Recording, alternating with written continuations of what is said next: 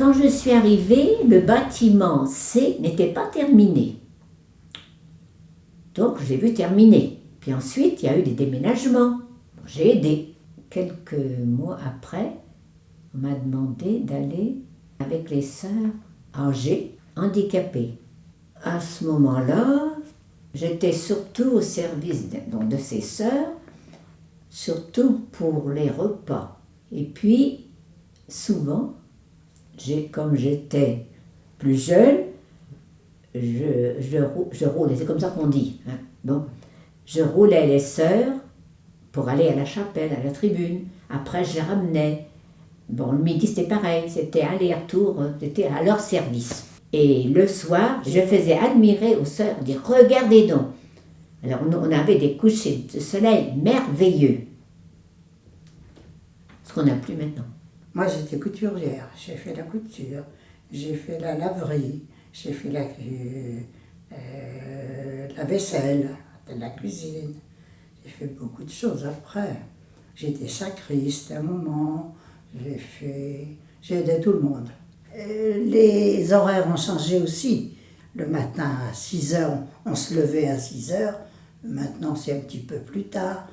Il y avait tous les offices, la messe comme maintenant, puis les offices de la journée. Entre les offices et tout, on avait donc j'avais d'autres emplois, hein, moi, les autres aussi sans doute. En 2018, on a fêté les 200 ans de la naissance de la congrégation, un bicentenaire qui s'est fêté ici. La congrégation est née au Brésil par le Père Monro à la Maison des Airs, donc une petite maison qui est dans le village.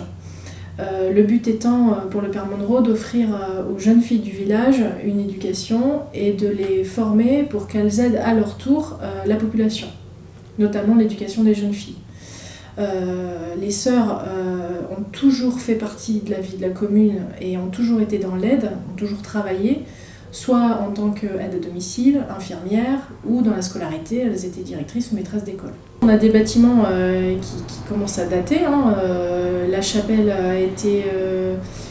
c'est 1865 à peu près, donc premier bâtiment ici qui a été construit. On y a annexé un premier bâtiment pour y mettre les sœurs un peu plus âgées et malades. Et puis après, au fur et à mesure des années, plusieurs bâtiments sont construits. On a une réplique de la grotte de Lourdes qui est ouverte aux villageois. Donc pas mal d'écoles viennent voir, les collégiens, les gens du village. Et la particularité de ce site aussi, c'est qu'il y a un cimetière. Donc voilà, ici les sœurs, la congrégation des sœurs est née au Brésil et les sœurs y finissent leur jour.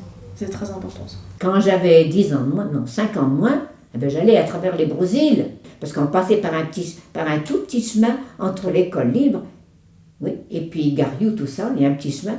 C'était vraiment, j'aimais bien, c'était pittoresque, c'était bien. Non, c'est tout, bon. Maintenant, madame, j'ai 91 ans, hein. Alors on ne peut pas m'en donner impossible. Mais ça, j'en ai profité, ça. Ah oui, ah oui, ah oui.